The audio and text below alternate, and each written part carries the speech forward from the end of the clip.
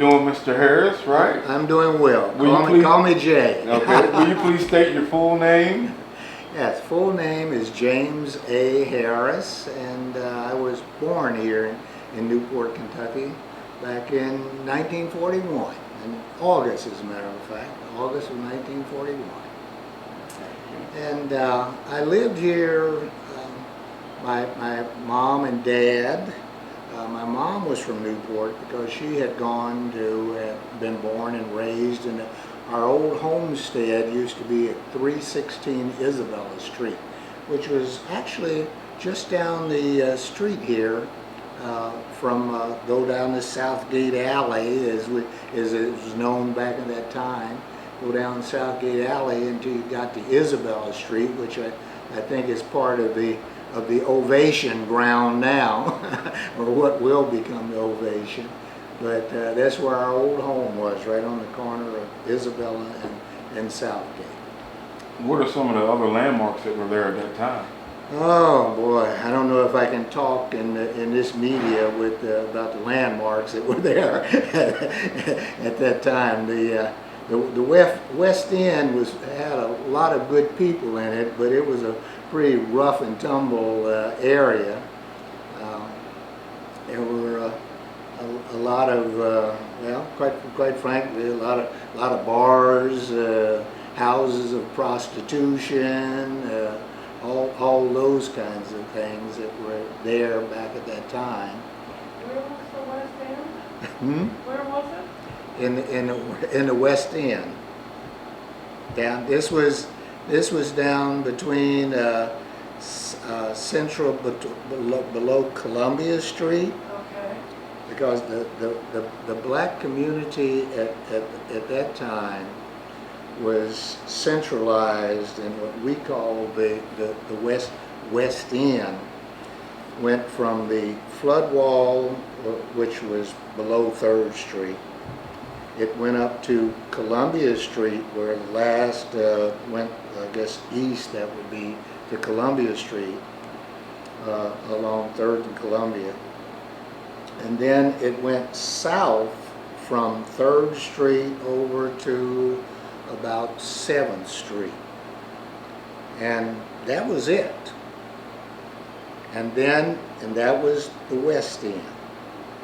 The main street in the West End back in those days or the main streets I should say, were Central Avenue, where the old 333 and the Sportsman Club and Alibi Club and all of those kind of places were located.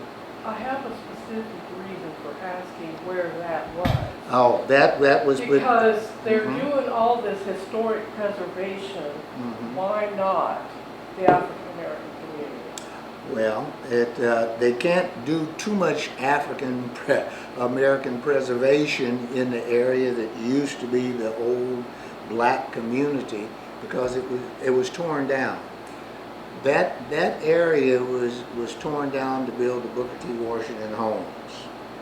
What was referred to as the project in Newport, that went from 3rd Street, from the flood wall on the north side, across to 7th Street going south, and from basically at that time from Central Avenue down to the flood wall going west. So there isn't much left? No, there's nothing left now. They're building this new facility that I understand is going to be some music venue. It's just west of the courthouse on Columbia Street? Yeah, across from the Newport Post Office. They're doing all that construction there. That used to be a big part of the black community, all in that area. And the Ovation took the projects, which is that area between 4th Street and the flood wall, and between Central Avenue and the flood wall. That's all gone. And the other part of the black community was, if you draw an extension basically along Central Avenue, but particularly like on Patterson Street and Brighton Street, and those areas down through there, and Isabella Street going south and west, that which became part of the project also. That was part of the black community. So it's all been, it's essentially what used to be the black community has all been taken away by economic development or whatever. Gentrification? Yeah, gentrification. That's a new term. It's very popular today. So anyway, as I said, my dad was named Alvin Harris, and my mom was Thelma Jackson Harris, and that my mom had been born here, and her father and mother, Etta Jackson and Ed Jackson, owned this home down 316 Isabella Street in Newport. And they had, we lived there up until 1952, when they started building the projects, and they bought the old homestead there. And we had to move up to Robert Street, and that's when we moved to 637 Robert Street in 1952. But when we were living in the West End, we were, the Bonner family was our neighbor, and that was a big family. I think there were 10 children in that family or something like that. And I grew up with Herb and Arzell, we called Zake, and Barbara Bonner. They were my contemporaries in the Bonner family. Then next door to us, there was the Lowe family, and Henry Lowe, guy used to work on the city around here. Everybody called him Man Lowe, and his son was Henry Lowe, and then next to them was the Millers, and a playmate of mine, very good friend who passed away a few years ago. William Miller, we called him all Billy Miller. And then at the corner of 3rd and Isabella, there was another large family, the Allen family. And they lived there, and the patriarch of that family, the grandfather of that family, was a man that we used to call him Mr. Nappy Chin. And he had a big beard and a bald head, and he would come out, and we would be out there playing in his side yard and things, we as kids, and he would come out with a big long rubber hose and chase us away and say, yeah, you kids should be working instead of out here playing and things.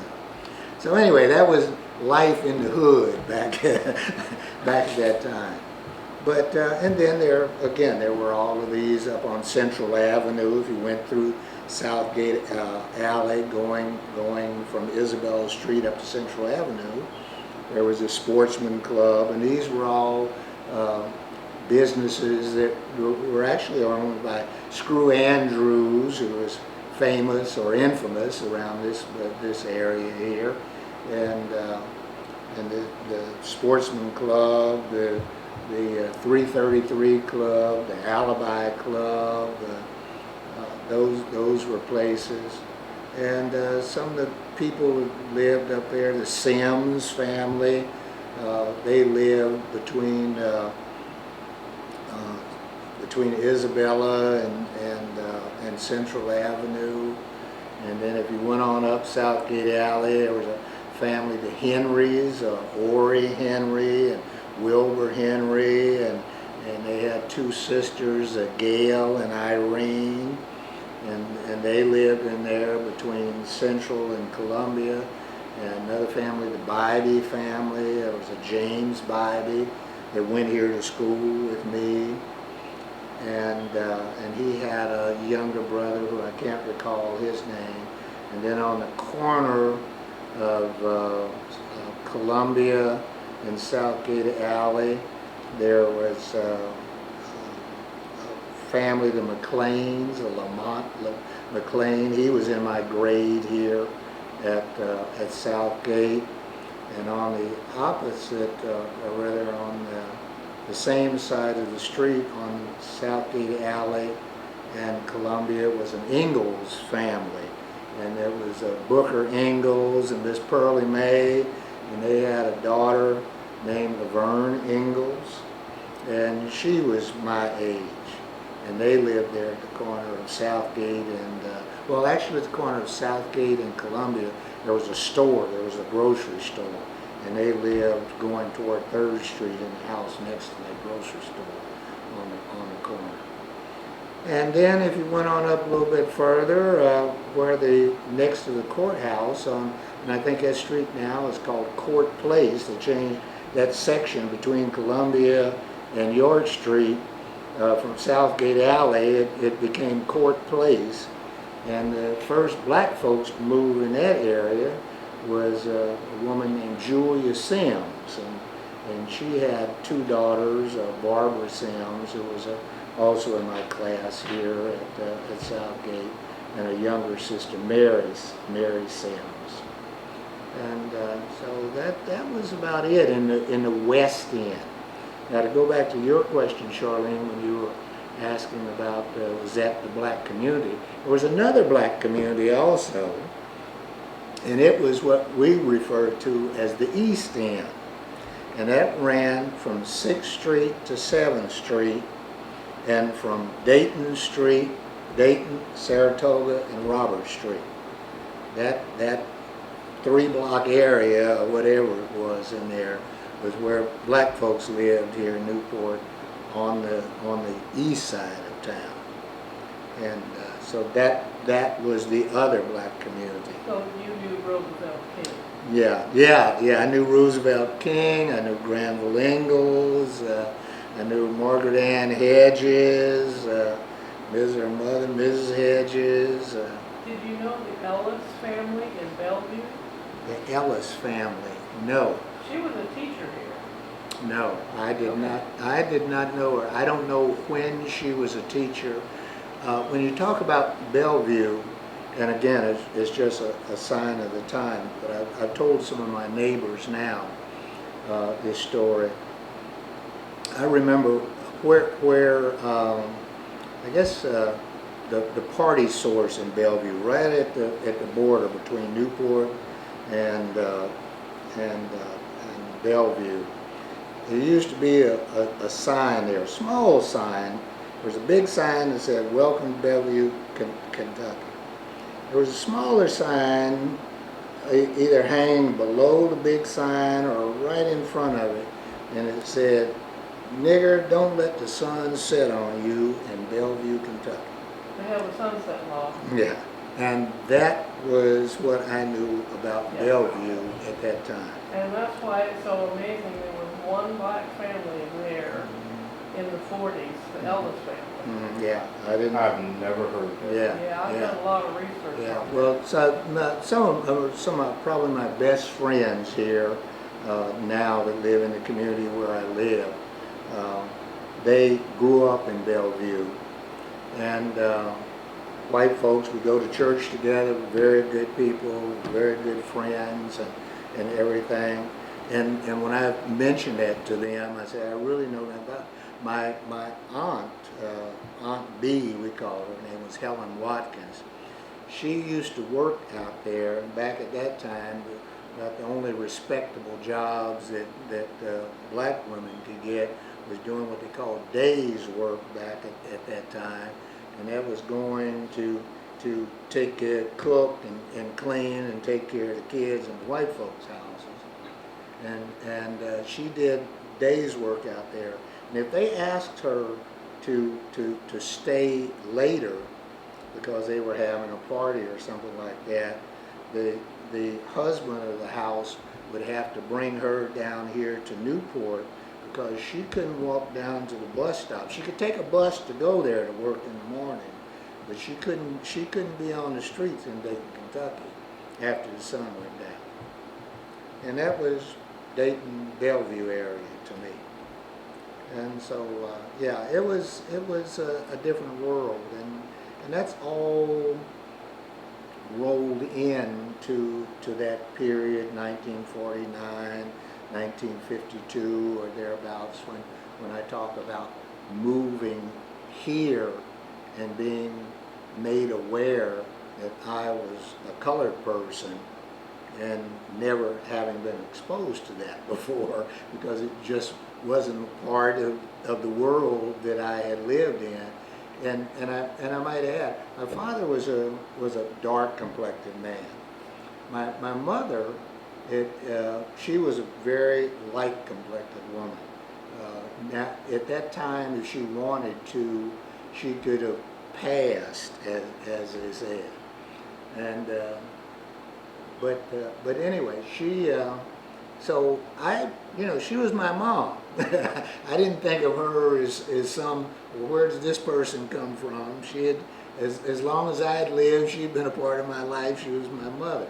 And my father had always been my father. So I didn't think about people in terms of complexion and skin color and all that. But when I came here...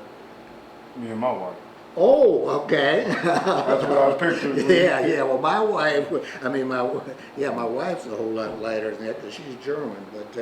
But my mother was even lighter than that. Yeah, I think if I've got a picture of my mother here. She must be like my cousin Michelle. Let's see, I know you can edit. That's why I'm not even. Yeah, I figured this would be edited down to. Oh, I don't have a picture. Oh man. Of my mom. Well, next time I see you, I'd like to see one. Yeah, I'd love to see it. Very fair skin complexion person. But anyway, she was that way, and she was who she was. She never denied. She used to tell the story about when I was a baby, and one time she came up on Mama Street to do some shopping, and she had me in her arms, and she was going in some store, coming out of some store, and some white woman came up to her and said, what are you doing with that colored child in your arms? And my mother said, she told her, that's my baby. And the woman's eyes got big.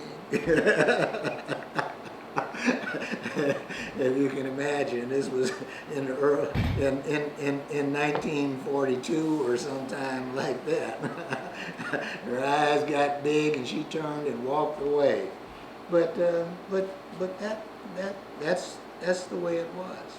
So I see. So you lived at 316 Isabella. Mm-hmm. But I see that in 1945 you were sent to live somewhere. Can you elaborate more on that? Yeah.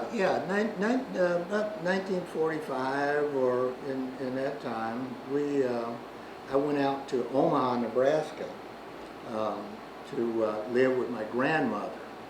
And reason 1944, 45, I'm not exactly certain of the date, but I was sent there because they were building the flood wall in Newport. And so my mom told the story. I said, why did you send me to live with grandma? My dad's mother lived in Omaha, Nebraska. I said, why did you send me out there to live with Grandma Effie? And she said, because I was afraid that you were a very active child running around playing, and they had all this heavy equipment, bulldozers and cranes and things that were working down there to build the flood wall. And she said, I was certain that you were going to run out in one of those things and it would kill you. And so as a safety measure, I was relocated to Omaha, Nebraska. And then from Omaha. What grade was you in? Well, I went to kindergarten in Omaha, and that's what I was mentioning before. My first exposure to segregated schools was actually when I came here in the 8th grade, because the war ended in 45. My dad, after the war, got reassigned. He was a military army man. He got reassigned to Hawaii, and so he said, I'd like for you and talking to my mother, I'd like for my family to join me in Hawaii. and we went there, and so I went to the first and second grade in Hawaii. What year was that? Oh, that was, must have been 1947, 48, 46, 47, 48 in that time, because we moved back here, and I started in the third grade in 1949. So you were there right after Pearl Harbor? Yes, I was there. Yeah, well, Pearl Harbor had been, back in Yes. 41 or something like that. They haven't cleaned it all up. Yeah, but they had, I was there during that, right, and I was there 5, 6 years later. I like to compare that my early years and the first and only black president we've had so far was sort of similar, because Barack Obama, and I haven't gone as far as he has, but anyway, Barack Obama lived with his family in Hawaii, and I lived with my family in Hawaii when I was a kid growing up. Can you share any stories about any remnants of Pearl Harbor that you may have come across there? Not really so much of Pearl Harbor. We lived in a military housing area, and what I do remember was, it was just a multiracial, multi-ethnic area. The military had been integrated, I think, in 1948, if I'm not mistaken, or thereabouts. And but they had started in Hawaii, being the place that it was. But I grew up with all sorts of kids who were around me in that first and second grade. I used to have, and I can't put my hands on it now, my mom used to have a first or second grade photograph of me and it showed my class in the first and second grade at Schofield Barracks School. And, we're kids from all over were going to that school. But it was a great experience. Hawaii was a lot different and I haven't actually been back to Hawaii since we left there as an adult. But I'm certain it's a whole lot different than it was back then.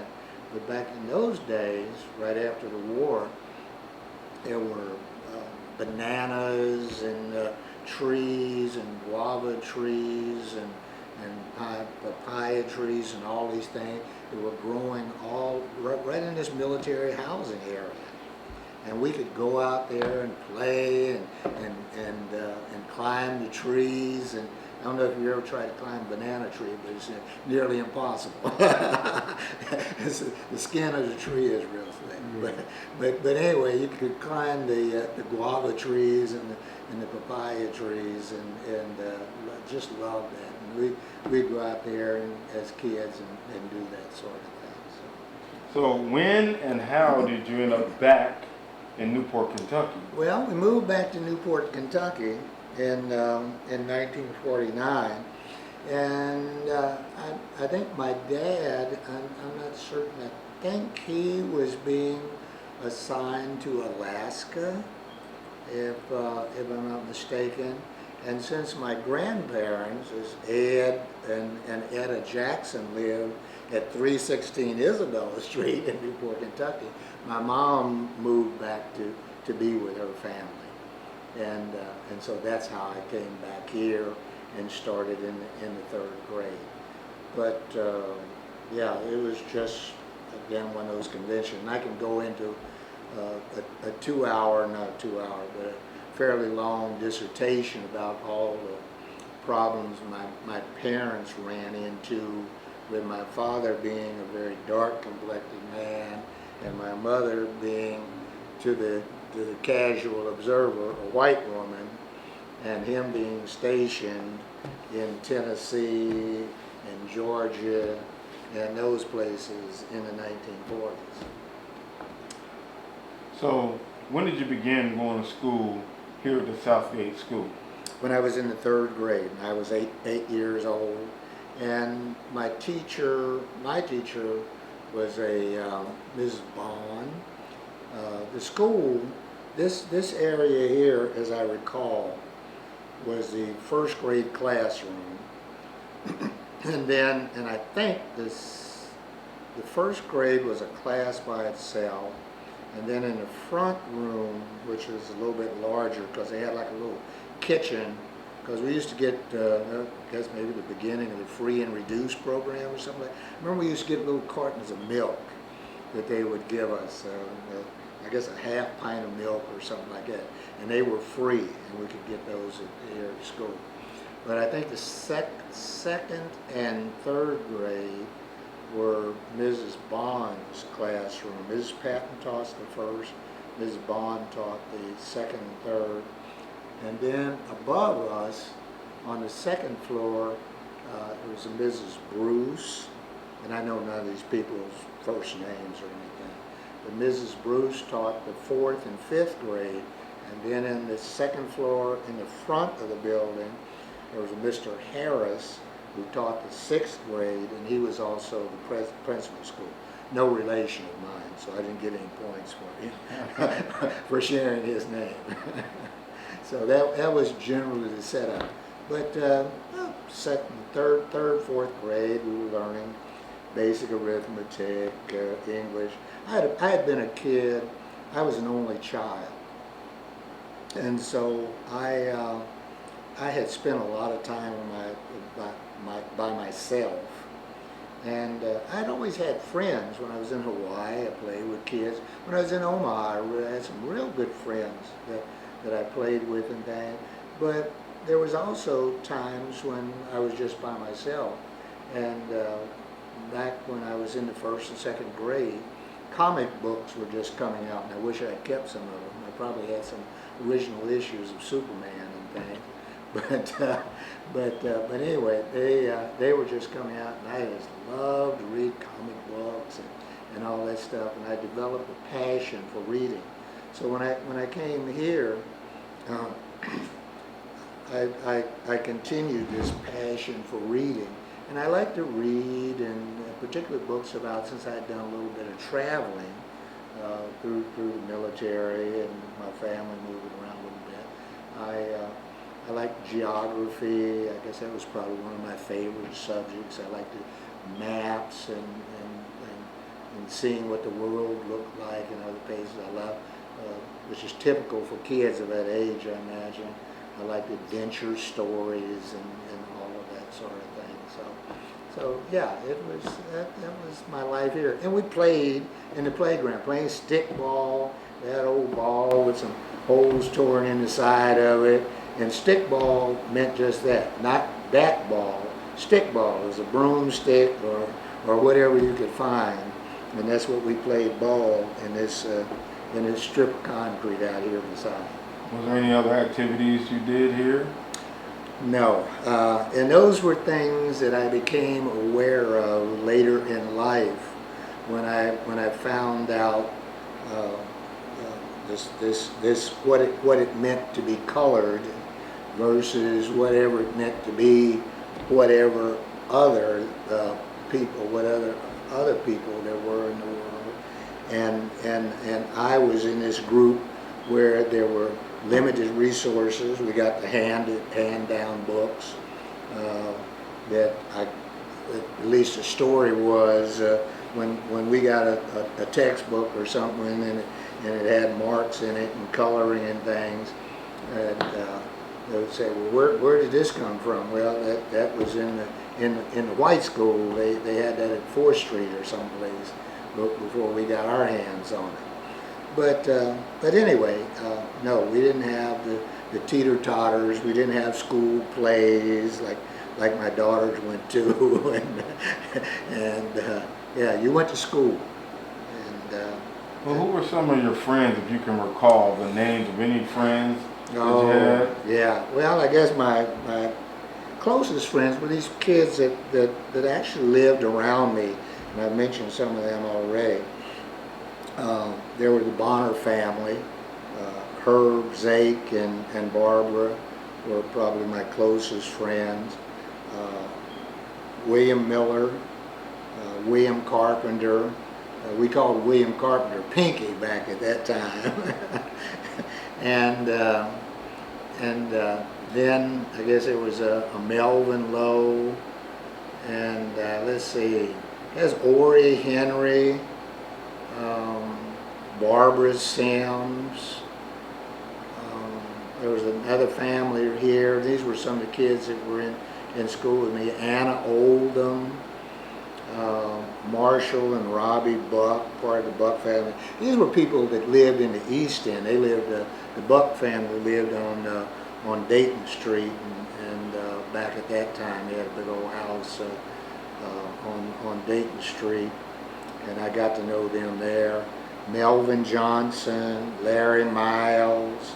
We called Larry Miles Fat Daddy back at that time.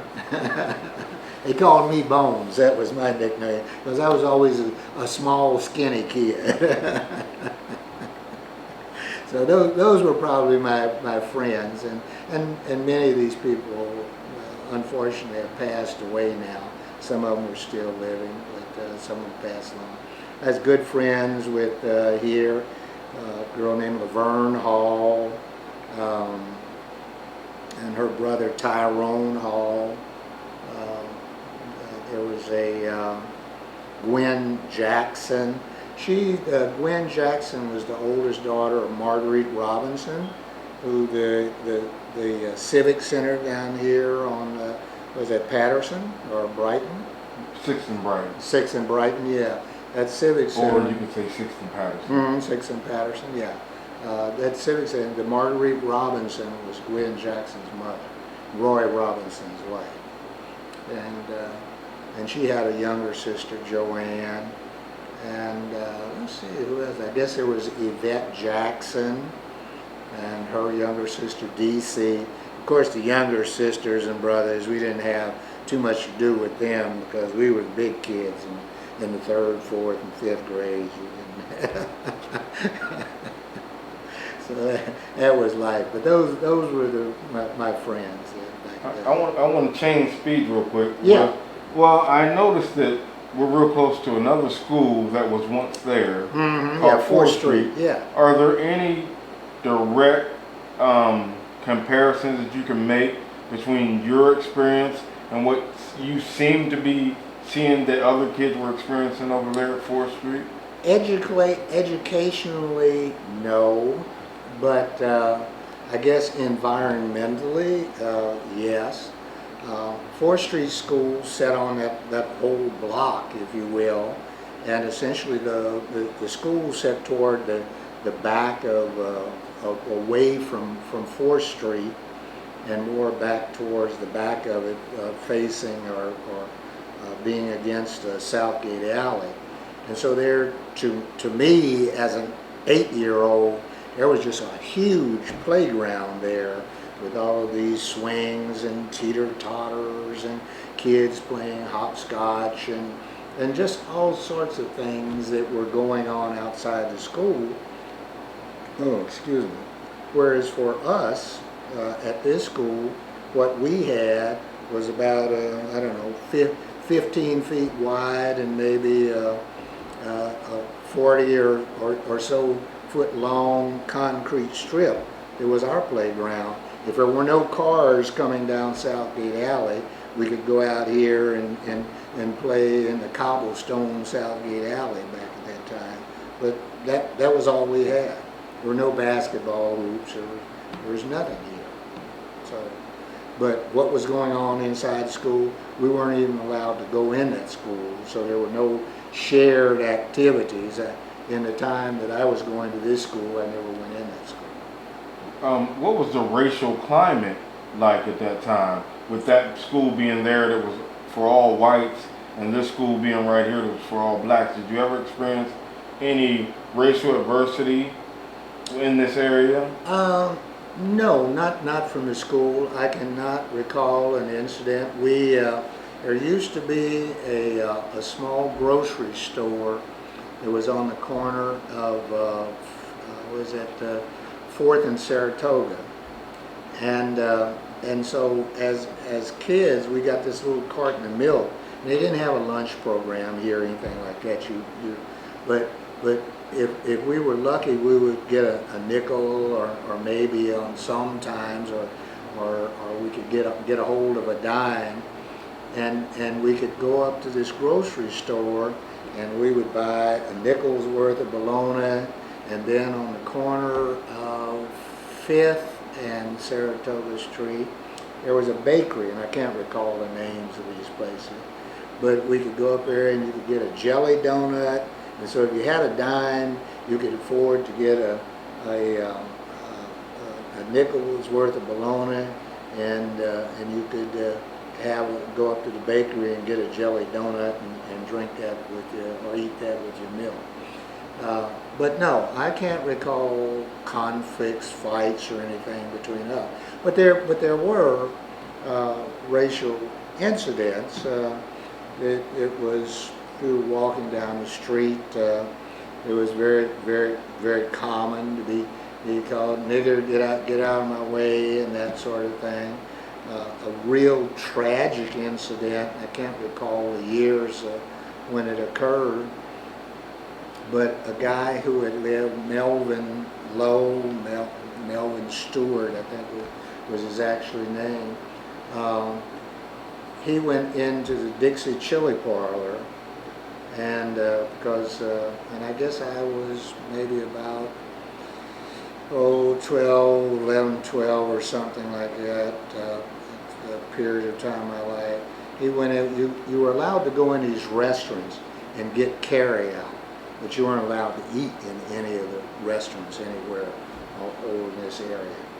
And we would, he went in a Dixie Chili Parlor and got something. When he came out, as a story, I did not witness this incident, but long story short, he got in a confrontation with some young white kids outside of Dixie Chili Parlor, went home, got his baseball bat. He was an avid baseball player.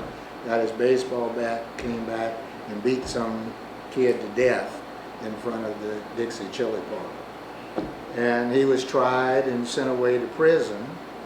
And he was, I think, initially given life in prison. And what's his name? John T. Gregory.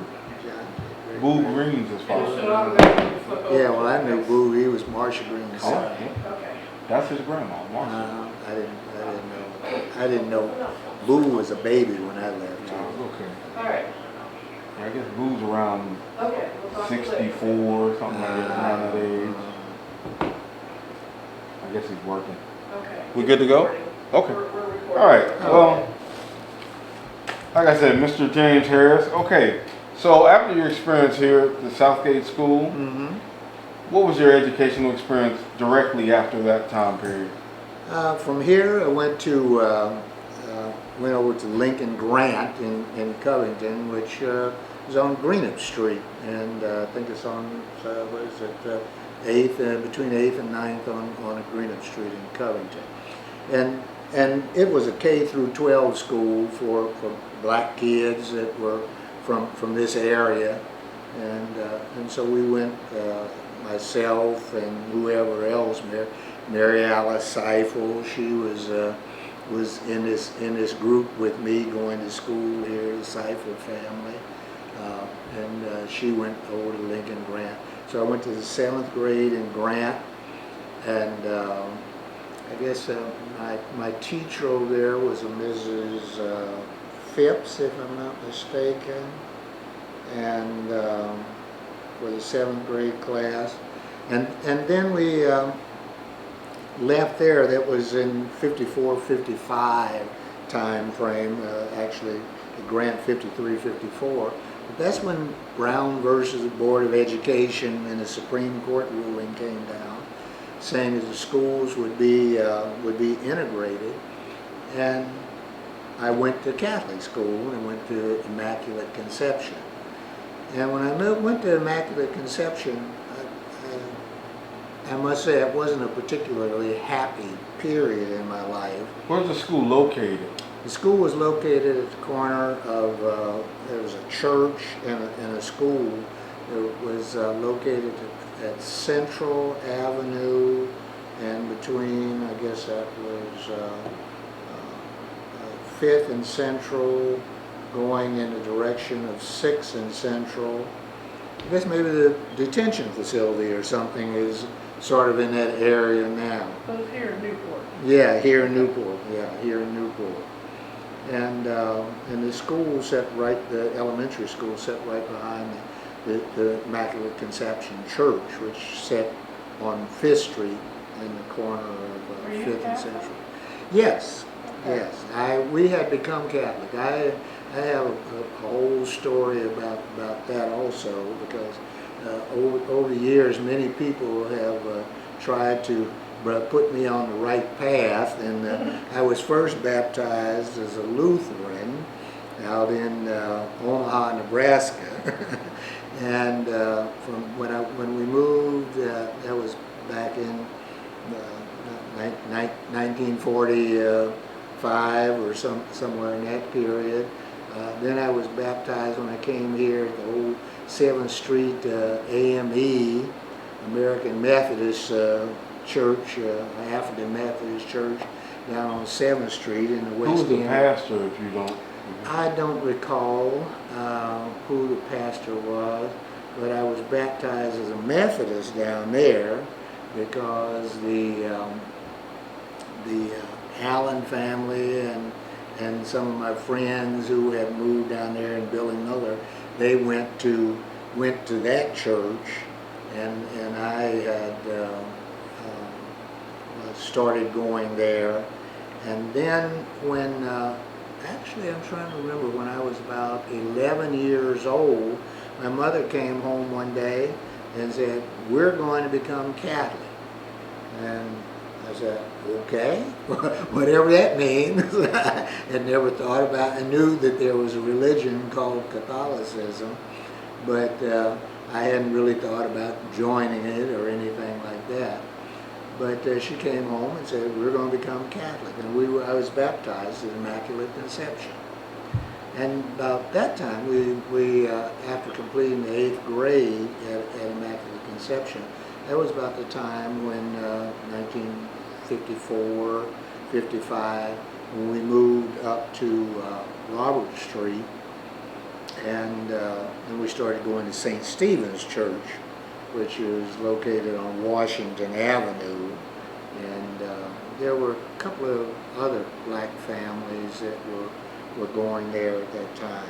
And I must say, to the credit of Catholic faith, the Catholic Church, they were the first to integrate, because it was quite a few years later before the public schools integrated here in Kentucky. But the Catholics jumped right on it, I said, back in 1955. And so I was was the first and only black student at Newport Catholic my freshman year.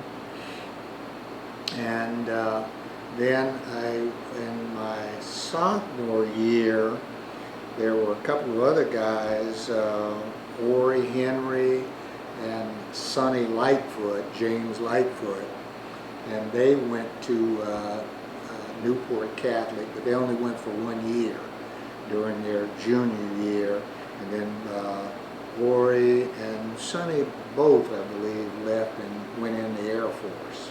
I know Ori went in the Air Force because he retired from the Air Force and lives down in Greensboro, or Goldsboro, I think, North Carolina now. And so that's where I really began to see these comparisons between education and realize that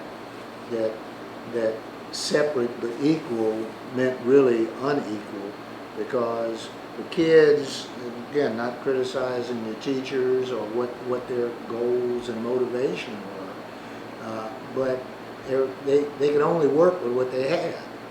And the black schools, generally, Grant was a better school as far as facilities and things like that than here at Southgate.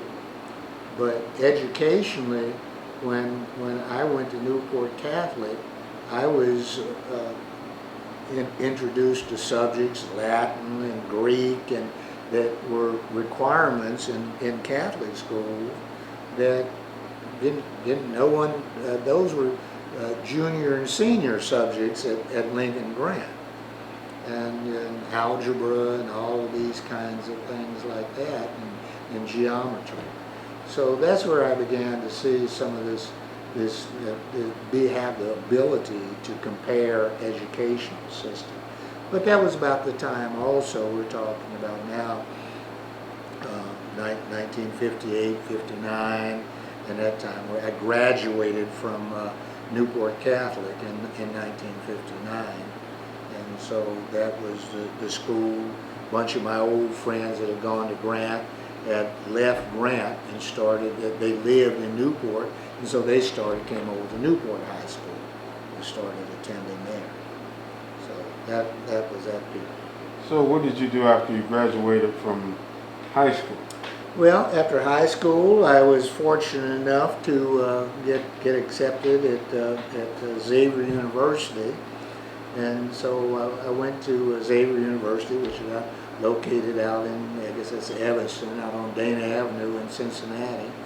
And my first year, I was there were about maybe 14 black kids in my class, all of them being from Cincinnati, various parts of Cincinnati. And then in my sophomore year, there was only one black student other than myself left, and he was only there for actually a couple of, maybe a month of his sophomore year.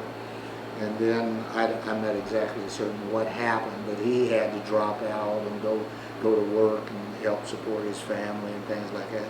So in my graduating class, other than there were some African students, the exchange students that were there, but I was the only American African student in my graduating class from Xavier University in 1963. But Xavier was a land grant school, and if you don't know what that meant, it meant that those schools, and some of the most prestigious schools like Harvard University and Yale, most of the big, what they call Ivy League schools, were land grant, and that land had been granted to them after the Revolutionary War, as I understand it. But they were required to have ROTC for all students who were physically able, had to take ROTC, the Reserve Officer Training Corps, military training for the first 2 years that they went to that school. So I went to Xavier and started in ROTC. Despite the fact that my dad had been in or was in the military at that time, he was a careerist and had been all around the world while we lived here in various assignments. I hadn't really thought about going in the military as a career, but in my junior year at Xavier, they said, well, if you go into the senior program, which was the junior year and senior year, we'll give you $50 a month. And to me, as a poor black kid, that was an enormous amount of money. And so I took them up on that deal.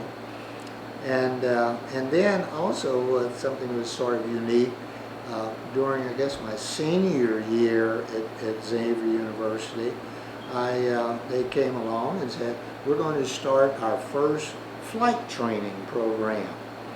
And so and we went to ground school out at Lunken Airfield, or Lunken Airport in Cincinnati, out there off of Wooster Pike and Kellogg Avenue or something like that.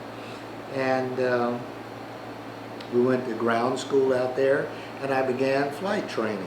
And that was, I guess, in the fall of 1962. And the thing that was sort of comical little story, the first time I had ever been in an aircraft, I was behind the controls, and to my great surprise, I wound up flying the thing. Because the flight instructor took us out, or took me out, and it was just a dual seat air with a small Piper aircraft. And so we went out and got lined up. And so the flight instructor was saying, okay, press on these pedals. And he was giving me the orientation of how the plane, I had seen some films and stuff, the planes and the gauges and all of that in ground school. But I had never actually been in an airplane. And so we went out and we got on the run, we got lined up on the runway, and the instructor said, okay, this is the throttle here, and it was a push-pull type of throttle on that particular airplane. And he said, just start pushing in on it, and the engine, hold on the brakes, and he pushed on the throttle until the engine started getting washed off. RPM on it was an RPM day. Very simple airplane. Had an altimeter in it to show you how high you were above the ground, a compass, gyro compass to show you which direction you were headed, and an RPM airspeed gauge on it. And so he said, just start holding. And he said, okay, release your brakes, and we started going down the runway. And I said, when are you going to take it over? And he said, I'm not. Just start pulling back on the yoke. Let's gradually pull back, doing good. And the next thing I knew, I was flying. So those were some of those some of those experiences in my life. But to kind of condense this down after graduating, and since I had stayed in ROTC, I graduated as a second lieutenant in the spring of my senior year. They said, well, you don't have to go on active duty. This was 1963. There wasn't a war going on or anything at that time. You don't have to go on active duty. You can just go in the reserves.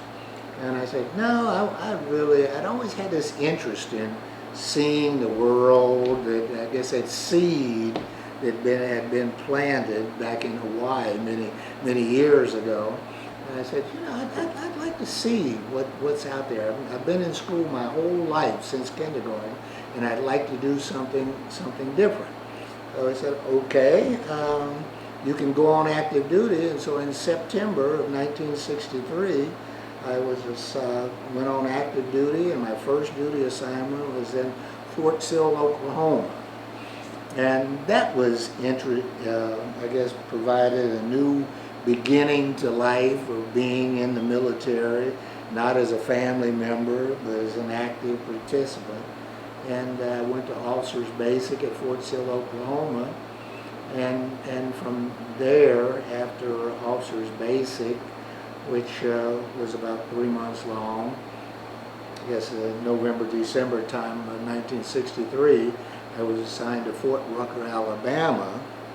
And that was my first time being in the real South. Although Kentucky was a border state and had segregation and things, I had never really been south of Kentucky until I started to drive from Fort Sill, Oklahoma to Ozark, Alabama, where in Enterprise, Alabama, where Fort Rucker was located. And that was an eye-opener for me, because I drove, just a little story on that, I drove all day. I left home. I'd come home to take a week's leave between leaving Fort Sill, Oklahoma, and going down to Fort reporting for duty in Fort Rucker. So I drove all day, and I made it down to, and the interstates didn't exist at that time. It was going down 27 and heading south. But anyway, I made it down to Montgomery, Alabama. And I went and I had to stop and get some gas, and I needed to use the restroom, and so I pulled into this gas station, and there was a gas station, and not connected, but right next to it was a Howard Johnson restaurant. And I'd been at Howard Johnson's before, and I said, oh, okay, I'd heard stories about the South, but I'd never really been there. But when I pulled into this gas station, and I said, I'm going to fill up my tank, and the guy said, okay, boy, go over and you can fill up your tank. And I filled it up, and so I went in this little building there at the gas station and said, you know, I'd like to pay, and I don't know, gas was only, you could fill up your tank for $4 or $5 or something. Gasoline was, I don't know, 20-some cents a gallon or something then. And he said, well, boy, I'm sorry, you can't use the bathroom here. And I said, what do you mean I can't use the bathroom? You know, I could fill up my car with gas, but I can't use it. Well, you know, there's some weeds, boy, out here behind the building. You can go in there. And I said, that's okay. And I got in my car and I said, I'm sleepy. It was about 10 o'clock at night, or maybe 9 o'clock at night. And I had to sign in at Fort Rucker, which was about 100 miles south of Montgomery. And I was just getting tired from having driven all day long. And back in those days, I could drive just continuously. The only time I stopped was really to get something to get some gas in the car. And so I went over to this Howard Johnson and pulled in the parking lot and got out. And when I went into, this was 1963, early December, got out and went into this, got to the front door of this Howard Johnson, and it kind of had like a little vestibule area. You opened the door that came from the outside, and there was a little space. It was only maybe 4 by 4, and then you open another door to go into the restaurant. So when I opened the door, this first door from the outside, and went into this vestibule, this guy came to the door and he said, yeah, can I help you? And I said, well, I wanted to get a cup of coffee. And he said, well, you can't come in here and get a coffee. And I said, well, I don't want to drink a cup of coffee. And that was my first time running into that experiences, because out in other places, Missouri and Kansas and places I had passed through going to Oklahoma and things, I could go to Howard Johnson's there. He said, well, you can't come in here. And so I said, well, you know, I don't want to drink the coffee in here. I understand the South, but I just want to get a cup of coffee in a paper cup or some whatever you got, so I can take it with me. He said, you can't even come in here to get a cup of coffee and take out. And I looked at him and he said, you know, I'll tell you what, I know you're, and I told him, I said, I'm an officer in the Army, and I'm just passing through here. And he said, well, I tell you what, I know, soldier boy, how tough it is, and you go around the back of the building and you tell Mr. Tom back there that I told you can have a cup of coffee. And I looked at him and I said, you can take that cup of coffee and shove it up, and I'll pause there. and I was wide awake. And I turned around and his mouth opened and he turned red. And I walked out and got in my car, but I didn't need a cup of coffee to stay awake for that last 100 miles, and I made it down to Fort Rucker. And that was the introduction to the Deep South, if you will. So that was that.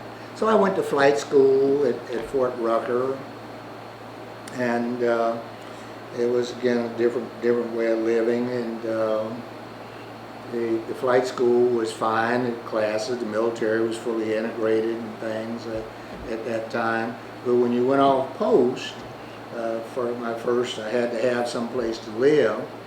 And a lot of the Army was beginning to expand in anticipation of the beginning of the Vietnam War, and so the flight school classes were enlarging and things like that. So I lived in Enterprise, Alabama, which was about a 30-minute drive to the west of Fort Rucker. Fort Rucker sat between Ozark, Alabama, Birmingham, and well, I was in Montgomery quite a bit, because Montgomery was the sort of closest big city to Fort Rucker. Mm-hmm. So when I was stationed, I was actually stationed at Rucker twice. I went to Vietnam, came back from Vietnam, and went to Fort Rucker. But on camera, again, as a flight instructor. Recording, but it's just not there without going to the air. card.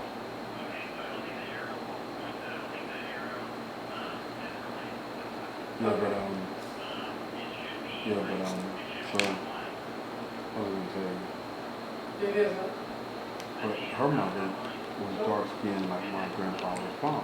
Ah, She was yeah, dark you skinned. can get, when you get some of these light-skinned people and dark-skinned people, you know, the child, yeah, you can get a whole range of all that. In my family, these Jackson folks, and So I just need to the more story big card. goes that my mother's father was, and he looked, I got a photograph of him at home, but anyway, he looked like an Indian. And there was a whole lot of Indian blood. Yeah, they were all, Okay, there were a lot of Indian blood, and supposedly his family came from Mount Xenia. Okay, he just had to have me move the button. It didn't But move they up. may be on the Jackson side. They may be related to you. Oh yeah, I'm sure they are. Just based on what you just said, 'cause that's their same background on their father's side. Yeah, they could be. You know, Mhm. who knows who's related? Is it? Oh yes, Yeah, recording we're now. recording, we're good. Oh, okay. So anyway, went to flight school at Fort Rucker. I guess yeah, as long as I stayed on post and stayed in my area, everything was okay down in So the Alabama. comparison to the Deep South to Newport was very good. Yeah. There was. I mean, you could get coffee here and nobody told you. Yeah. I could get coffee. I could get Pompilios. I used to go, since we lived on Robert Street. My mother would send me down to Pompilios to get some carry out there. I couldn't go in any place. As a matter of fact, when I mentioned earlier going to Immaculate Conception and going to Newport Catholic. Newport Catholic was a good school. Immaculate Conception was a good school. But like many times people say, oh, my high school days and things like that, that was fun. I lived, because of segregation, and I went to school at Newport Catholic, and I would walk up there every day to school and come back. But I would always come up to school, and I don't think many of the students there were even aware, because they were all white kids, were even aware of segregation. And when I've talked to some of my friends in the world that I live in now, they've told me about the sign in Bellevue, Kentucky. Never saw that sign. And when my friends that I had there in school, friends in Newport Catholic, they said, "Oh, Jim," that's what they call me, "Jim, when we get out of school this afternoon, we're going down," and there was a pool hall, and I can't recall the name of it, where he used to go shoot pool, and some of these soda stands were big back that day down on Mama Street. We're going to meet down there. Come on down there and join us, something like that. And I said, "Oh, I got some things to do around the house." And what I didn't tell them is that I couldn't go to those places, and I didn't want to be turned away. That was when I really became aware of the impact of segregation. Now, the difference between here and there, at least in my life, is when I went down to Alabama, and it wasn't a major difference in some respects, because I couldn't live in Fort Thomas. I tell my neighbors right now out in Cold Spring, another black person just moved into this complex where I live now. But for 19 years, I was the only black person living in the housing development where I live now.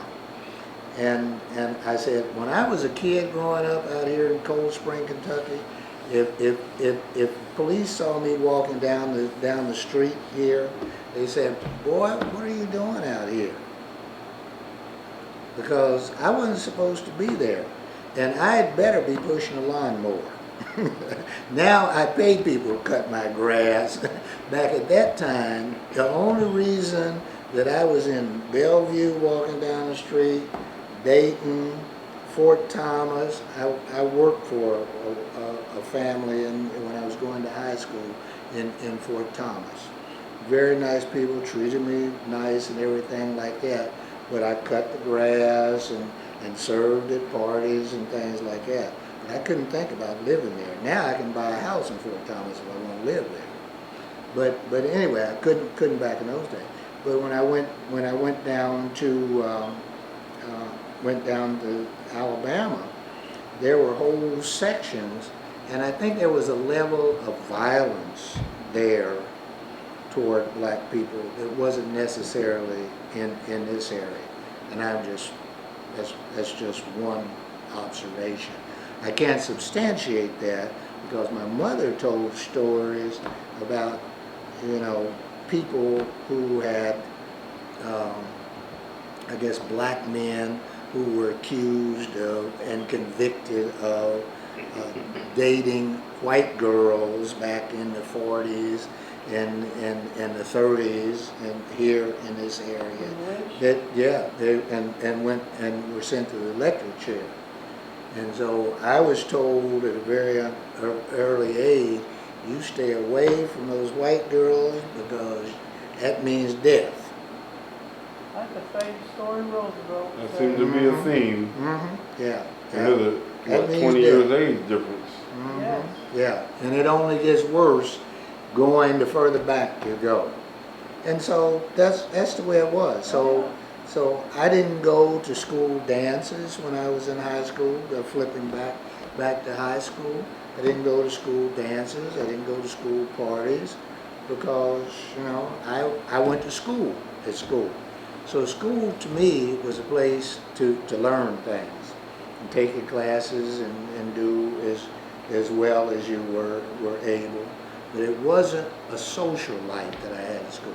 My social life began when I came down the hill in the afternoon and went back to the hood, and that's where my whole social life was.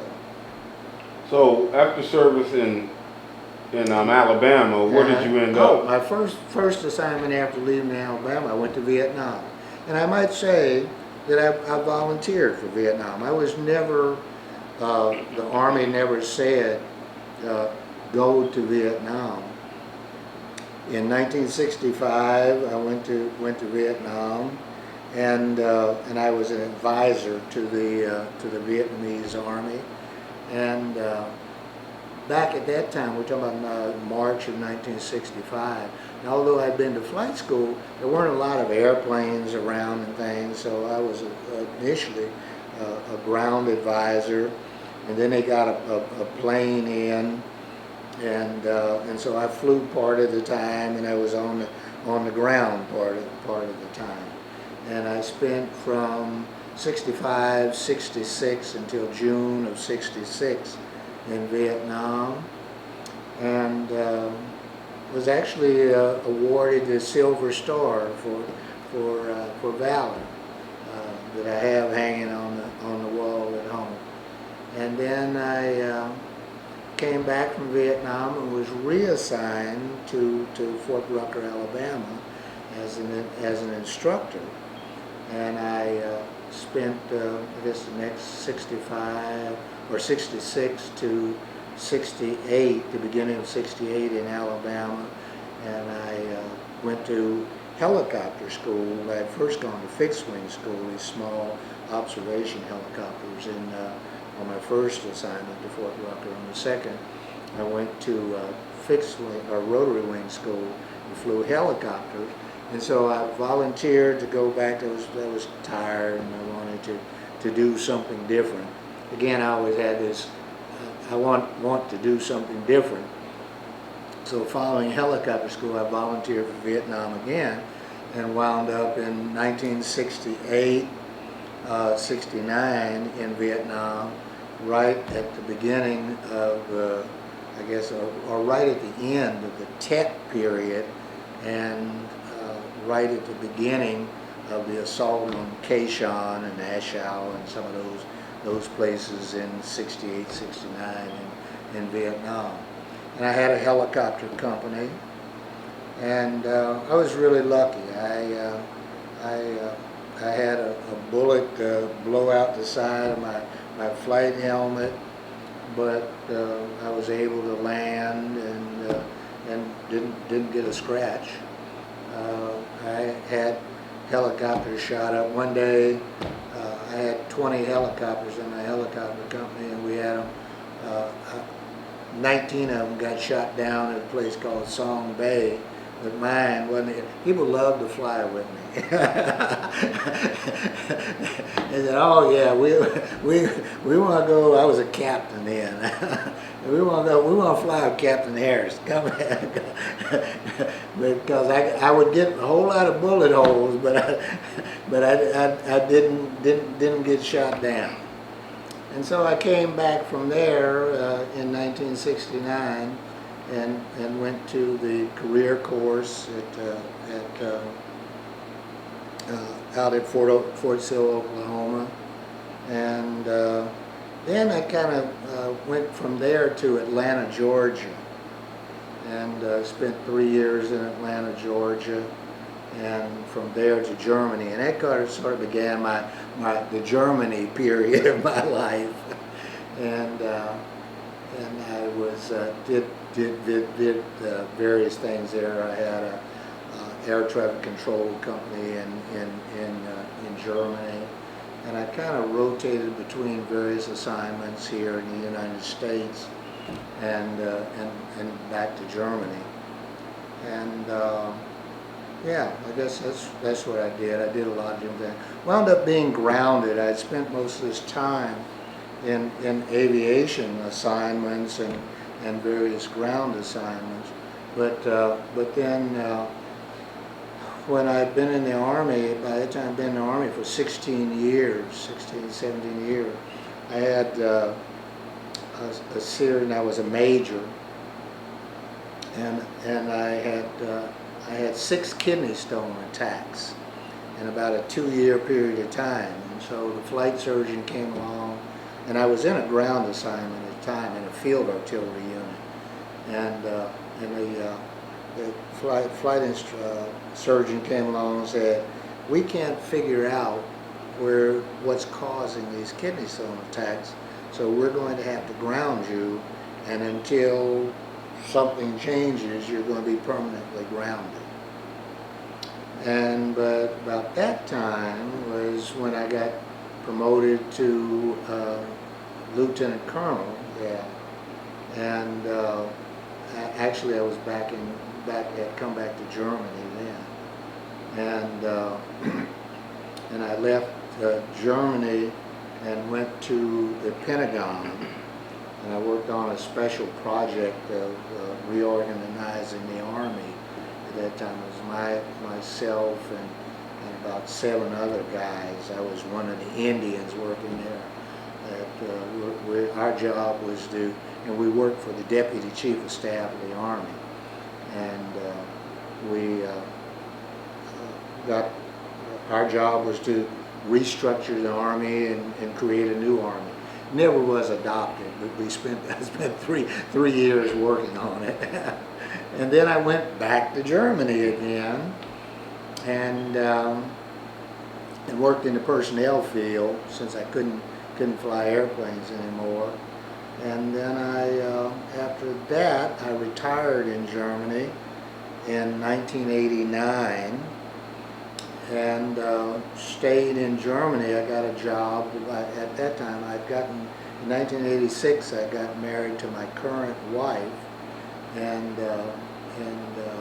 her family was all in Germany, and so I said, well, there was no pressing need for me to come back to the United States, and so she said, I would like to stay here. Her parents were elderly, and look after my mom and dad. And I said, sure, fine. So when I got out, actually her mother had passed away back in 1987.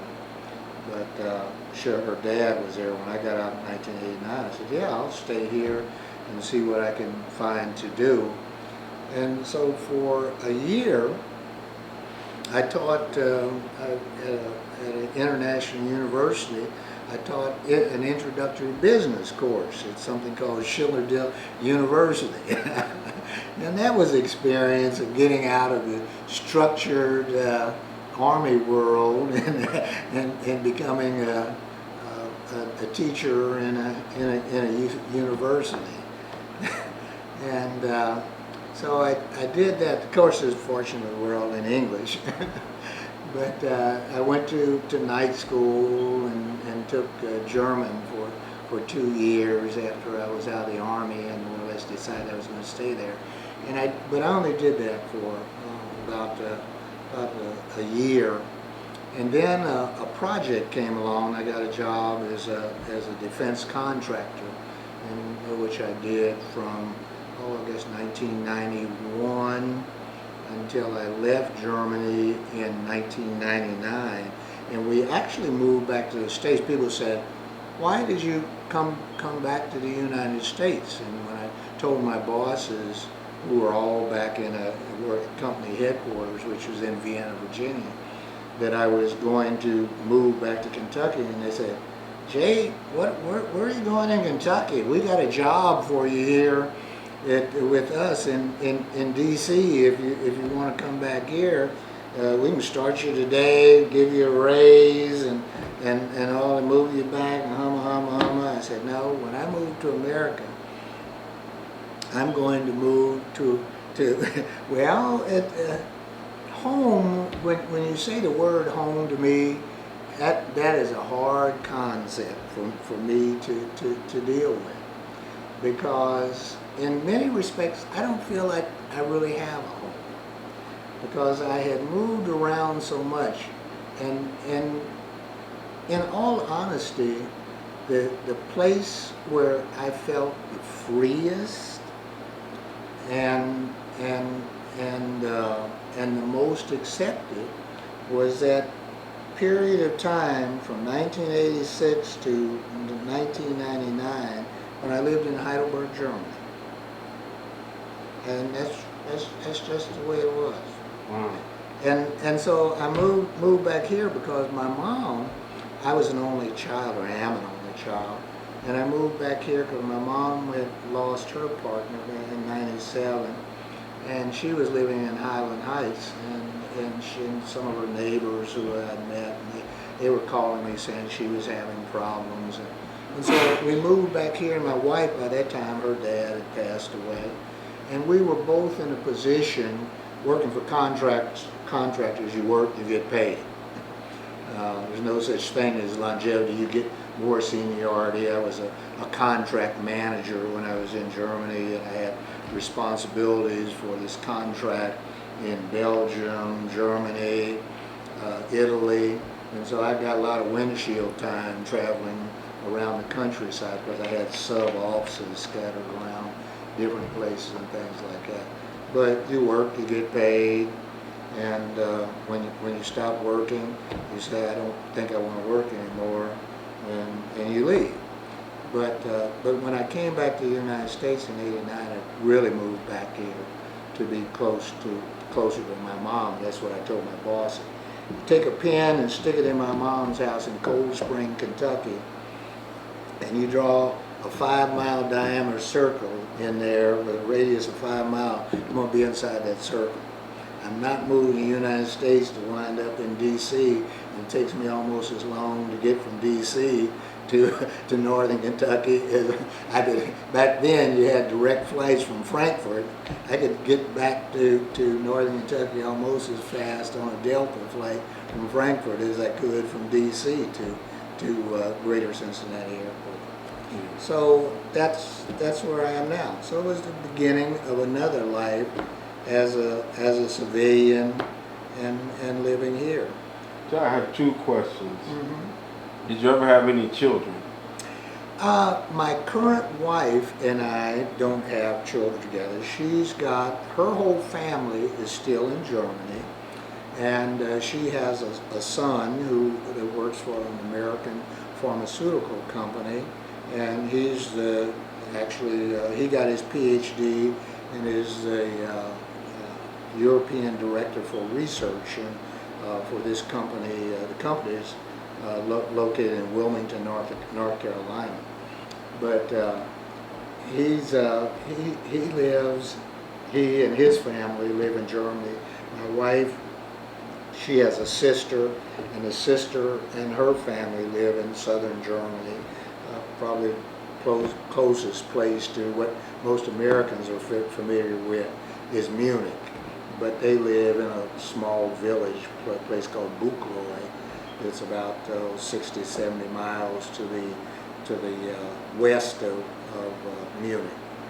And then I have two daughters. One of them lives in Wisconsin, and by a previous marriage, and the other one, she coincidentally, she went to high school in Germany, so when she wound up marrying an Italian guy, not then, but met this guy. She went in the army, met a guy that she had known, an Italian guy she had known when she went to high school in Germany for 4 years, and in a subsequent marriage, got married to him, and currently lives in Germany. Wow. So our family is still kind of scattered around, but she's back here attending a course I